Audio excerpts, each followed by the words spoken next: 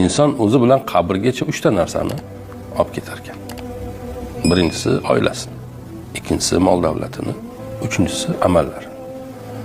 3 tadan 2 tasi ko'milgandan keyin qaytar ekan. Oilasi va mol davlati. Faqat amali qolar ekan. Amalini olib ketar ekan. Endi mol davlati qanday qabrgacha boradi desangiz, shu bu dunyodagi shu mol davlati tufayli to'plagani obro'lari, e'tibori bilan, hurmatidan qabrga ko'mguncha odamlar sabr qilar ekan endi. Bo'lmasa shuni ham qilmay qo'yaveradi. O'zi ko'pchilik odamlar erta bir kun men olamni tark etsam ko'madigan hech kim bo'lmay sharmanda bo'lib qolmay deb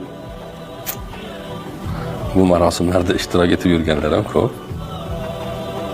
Men bormasam ertaga menga ham kelmaydi, ko'madiganim bo'lmaydi deb qo'rqqanidan ham kelib yurganlar bor. Bo'lmasa kelmaydi. Men bormasam